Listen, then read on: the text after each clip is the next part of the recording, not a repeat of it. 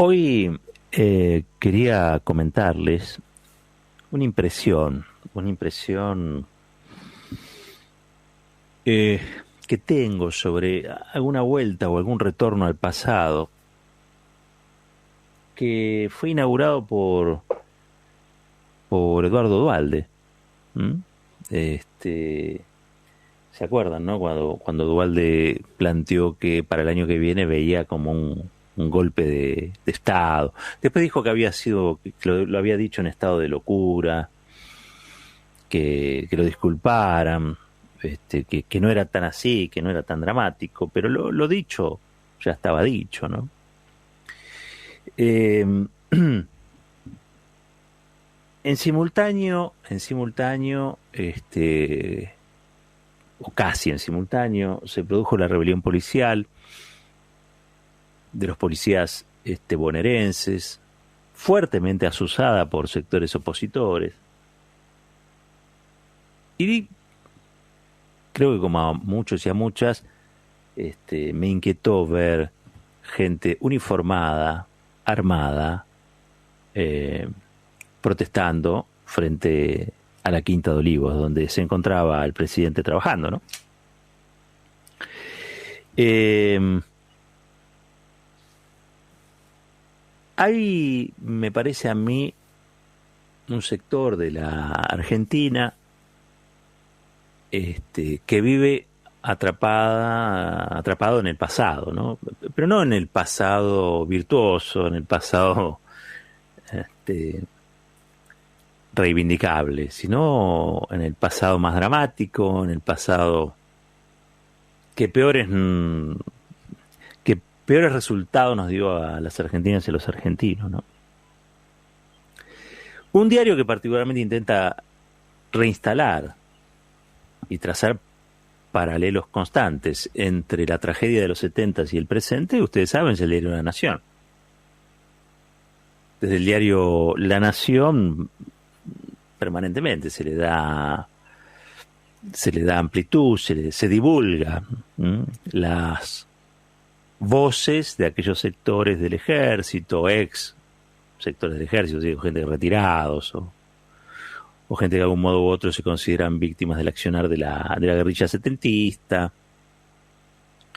Y se intenta restablecer de sus páginas la teoría de los dos demonios, ¿no? Es una militancia, que tiene el Diario de la Nación con esos sectores, porque el Diario de la Nación, la verdad, formó parte de los civiles de la dictadura. ¿Mm? Los civiles de la dictadura. Esto hago la salvedad sobre los nuevos periodistas que tiene, los que no participaron de eso, ¿no? Me estoy hablando de la línea editorial, estoy hablando de los dueños del diario, no estoy hablando de sus trabajadores o de sus trabajadoras de prensa, hablo de los dueños y de las dueñas del diario que están inscriptos en una derecha que cuando tuvo que convalidar un golpe de Estado y un plan criminal, bueno, desde sus páginas lo avalaron. Y también una militancia constante, permanente, de restablecer la teoría de los dos demonios para analizar aquello que la justicia ya determinó que fue un genocidio, que fue un Estado terrorista atacando a su propia población con un plan criminal sistemático que incluyó, además de tirar gente con aviones al río, también la incineración de sus cuerpos, como ocurrió en Córdoba, y también la apropiación de más de 500 chicos, medio millar de chicos de militantes o combatientes guerrilleros, o simplemente opositores a la dictadura, que todavía estamos buscando en un número de 400. Es obvio que en la Argentina el pasado no termina de pasar mientras esas heridas estén abiertas, no termina de pasar. Ahora, una cosa es decir, que no termina de pasar y reflexionar y recordar como hicimos con Pablo Yonto, y otra cosa es reivindicar aquellas cosas que se hicieron cuando ya la justicia determinó que fueron delitos. Eso ya habla de un grado más complejo de complicidad, si se quiere, con los hechos siniestros, ¿no? Uno siempre piensa que ese tiempo de la Argentina fue un tiempo trágico, fue un tiempo doloroso, eh, que claro, es muy difícil porque también tuvo una previa de mucha felicidad, era el retorno de Perón a la Argentina. Perón gana por el 62% de los votos.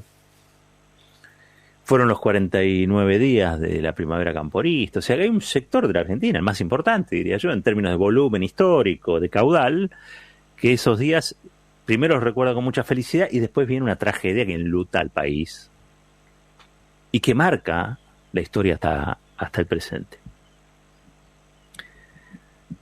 Aparece en una larga entrevista hoy en Infobae Roberto Cirilo Perdía, ¿no? Uno de los comandantes sobrevivientes de la organización Montoneros. Hoy ya disuelta, hay que decirlo esto también, ya disuelta. Ahora es verdad también que hace poquito, en septiembre, un pronunciamiento de varias corrientes de ex militantes montoneros, que a partir de una fecha histórica, que era el Día del Montonero, se pronunciaron haciendo una lectura propia de lo ocurrido, de la experiencia que les había tocado. Hay que decir que había muchísimos más que no pudieron suscribir, porque esos muchísimos más que no pudieron suscribir y muchísimas más que no pudieron suscribir están muertos, arrojados al río, arrojados al mar, carbonizados, enterrados vaya a saber dónde. Es una generación diezmada esta, ¿no? Es una generación diezmada. Y la verdad, sale Perdía, le hace una entrevista a Andrés Klipan allí en Infobae, y habla, curiosamente, por la pregunta que le hace Klipan, de algo que también habla La Nación, que es el jefe del ejército, pidió no repetir los tiempos de violencia y desencuentros, Cejas se llama, Agustín Cejas es un general de brigada. Y por el otro lado, refería claramente a lo ocurrido en Formosa, ¿no? Al Regimiento de Infantería de Monte 29 de Formosa, donde el domingo 5 de octubre de 1975, bueno, fue atacado por montoneros, ¿no? Un desastre, con muchos conscriptos muertos, casi 10. Y bueno, una situación que por primera vez, digamos, el ejército públicamente está reivindicando en un gobierno, como dice la Nación, kirchnerista. Si el jefe del ejército hace eso, seguramente porque el ministro de Defensa está de acuerdo en que el ejército pueda reivindicar a sus muertos en el marco de un ataque de estas características y en el año 75. No estamos hablando todavía del terrorismo de Estado, no estamos hablando de la Argentina posgolpe. Imagino yo que esa ha sido la decisión de defensa, ¿no? De la cartera de defensa.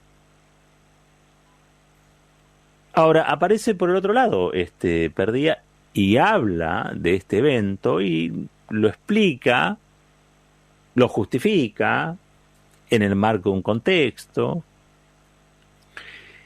Y todo eso vuelve nuevamente, digamos, ¿no? a percutir en este presente donde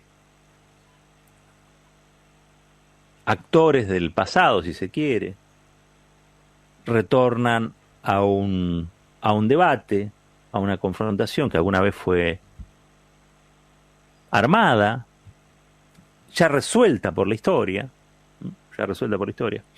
pero que sin embargo hoy trata de estar revivida, o se revive a partir de estas cuestiones. Yo me pregunto si no hay algún vínculo entre lo que dijo Duhalde y estas cosas. Sinceramente me lo pregunto. A mí no me gusta el tono. Y no estoy diciendo que esto no pueda formar parte de los debates que hay en la academia, de los debates que hay muchísimo en los organismos de derechos humanos. No, esto no, uno cuando hace esta apreciación no está pensando en clausurar ningún tipo de debate. Sí me detengo en lo que pareciera ser la utilización que hacen el establishment en la Argentina de toda esta historia. ¿No? Por ejemplo, ¿por qué lo van a entrevistar a Perdía? Porque Perdía forma parte de la gremia de abogados que defiende a la gente que tomó los terrenos en Guernica. Entonces es muy fácil la asociación que hace la Nación o que hace Infobae, o sea, la derecha publicada. Es muy fácil hacer una asociación sobre que esas tomas en realidad están alimentadas por montoneros y que merecen ser reprimidas, ¿no? Como alguna vez se hizo en la Argentina. Digo, es como una concatenación, de hechos en los que algunos hacen su agosto, ¿sí?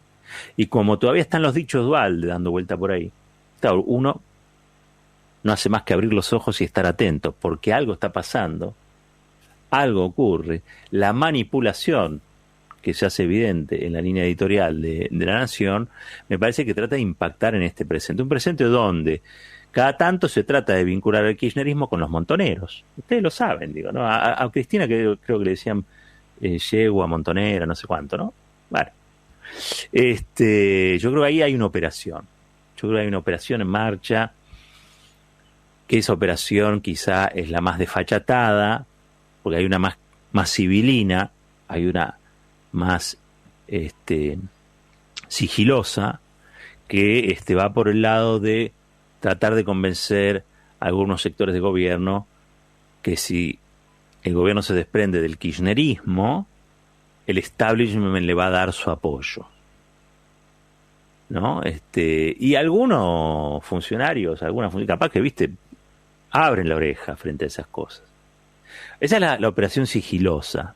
Y después hay una desfachatada, que es esta, tratar de generar una analogía entre kirchnerismo y montoneros, lo cual es una barbaridad, ¿no? Es como una demasía, es un zamarreo histórico imperdonable, diría yo, a esta altura del partido. ¿Por qué? Bueno, porque es una lectura que deviene de una comparación que es imposible de hacer, porque ni Néstor ni Cristina Kirchner fueron montoneros, ni tampoco la organización kirchnerista más grande, por ejemplo la Cámpora, reivindica esa identidad. En todo caso, sí ven, como muchos vieron en la sociedad argentina, que allá por los 70, una juventud, enorme juventud, que estuvo a favor del retorno de Perón, que luchó por el retorno de Perón a la Argentina, que algunos se enlistaron a la lucha armada y otros muchos no. De hecho, el propio Néstor Kirchner no se alistó en ninguna de estas opciones, ¿no? Por el contrario. Pero bueno, nada, hoy quería tomarme estos minutitos para alertar sobre esta situación, porque soy de aquellos que piensan que cuando el río suena, agua trae, ¿no?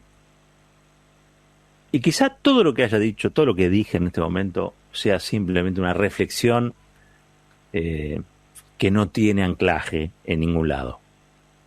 Pero si lo tuviera, creo que tenemos que estar atentos a cómo podemos contrarrestar, cómo podemos replicar esto que intenta permanentemente hacernos retroceder, porque algunos usan el pasado para anclarnos definitivamente en nuestras frustraciones y fracasos o en la tragedia, mientras que otros usan el pasado para salir hacia adelante, que es lo que alguna vez creo que le reconocí a Néstor Kirchner, y es que él, para avanzar, primero que nada fue al pasado a buscar una última generación de jóvenes que habían intentado transformar el país. No fue a reivindicar lo que pudo haber estado equivocado, fue a establecer un vínculo cuando la política en la Argentina estaba tan degradada que no había nada para rescatar, según la convicción de Néstor Kirchner. Me estoy refiriendo al año 2002, 2003, y finalmente se reconstruye la autoridad política en una sociedad que incluso había empujado y había pateado por la espalda a Raúl Alfonsín en el marco del que se vayan todos. Néstor allí viajó al pasado, pero usó el pasado para ir hacia el futuro, para construir una Argentina distinta. Y hay otros que hacen lo inverso, van al pasado para buscar aquellos pleitos que dividen, como intentó el otro día Patricia Bullrich cuando dijo que a Mojica lo habían matado los montoneros, cosa que Ricardo Capelli, que estaba con Mujica el día que lo asesinaron, desmintió ya varias veces. Fue Almirón el asesino, un hombre de la AAA de José López Rega.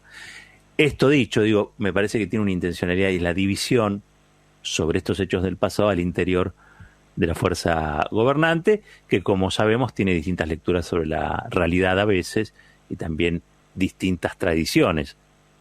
Hay muchas tradiciones que abrevan en el frente de todo. Pero digo, traer la historia, traer los pleitos de la historia, traer la sangre del pasado al presente, de modo tal de no construir nada bueno, sino por el contrario, agudizar aún más las contradicciones, las tensiones y los problemas que tenemos, no parece ser una buena idea. Estemos atentos, porque me da la impresión de que esa operación está en marcha y sus derivaciones pueden ser cualquiera. Asumo que hay una madurez en la sociedad argentina que va a impedir que ocurra lo peor o que ocurra aquello que no queremos. Lo asumo y más que asumirlo, lo deseo.